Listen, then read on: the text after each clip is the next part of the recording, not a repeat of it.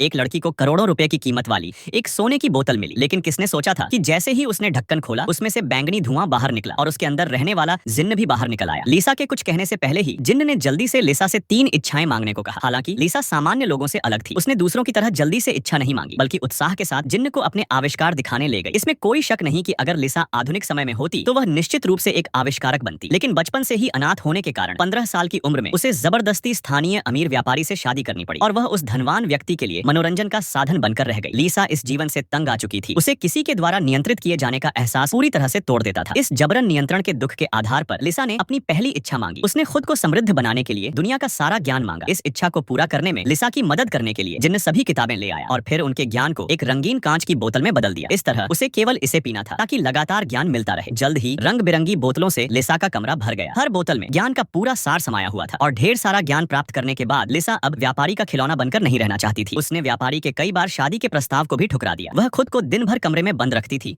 और पूरी लगन से पढ़ाई करती थी ताकि एक ऐसा सूत्र खोज सके जिसे तोड़ा न जा सके। लेकिन इसके बावजूद उसे लगता था कि उसके पास समय कम है, इसलिए उसने अपनी दूसरी इच्छा मांगी। इस इच्छा के बाद वह सोते हुए भी जाग सकती थी। उसने सोचा कि इस तरह उसे अज्ञात चीजों पर शोध करने के लिए और समय मिलेगा। हालांकि ज्यादा विकसित हो चुके मस्तिष्क ने उसे न केवल चुंबकीय क्षेत्रों और समय के निर्माण के कारण को समझाया, बल्कि यह भी गणना कर ली कि जिन्न के मन में इस समय बुरा विचार चल रहा है। जब लिसा तीसरी इच्छा मांगने ही वाली थी, तभी जिन्न ने सीधे उसका मुंह बंद कर दिया, क्योंकि इस समय जिन्न को लिसा से प्यार हो गया था और उसे डर था कि अगर उसने तीसरी इच्छा मांग ली तो उसे चले जाना पड़ेगा। हालांकि लिसा इस बात पर अत्यंत क्रोधित हो गई। उसे लगा कि जिन्न की सोच बिल्कुल व्यापारी जैसी है, जो उसे लगातार कैद कर रहा है और नियंत्रित कर रहा है। मानसिक रूप से अस्थिर लिसा पूरी तरह से टूटने के कगार पर थी। प्रायश्चित के तौर पर जिन्न ने लिसा को और परेशान न करने का फैसला किया और खुद को वापस एक पुराने संदूक में सील कर लिया। लेकिन विवेक खो चुकी लिसा पागल हो चुकी थी और उसने तुरंत इच्छा मांगी कि वह जिन्न को भूल जाए और पहले जो कुछ हुआ वह सब भी भूल जाए। जल्द ही इच्छा पूरी हो गई। लिसा जिन्न के आने के बाद का सारा समय भूल गई और वापस पहले वाली सामान्य लड़की बन गई। लेकिन क्योंकि लिसा के तीसरी इच्छा मांगने के समय जिन्न खुद ही पुराने बोतल में वापस चला गया था, इसलिए उसे बोतल के अंदर हमेशा के लिए खोज करते रहना पड़ा, जब तक कि कुछ हजार साल और नहीं बीत गए और गुई नाम की एक महिला ने भारी कीमत देकर उस पुरातन बोतल को खरीद लिया। हालांकि जब वह घर जाकर ढक्कन पर लगी गंदगी साफ कर रही थी तो वह पुराना बोतल फिर से पहले जैसा सक्रिय हो उठा।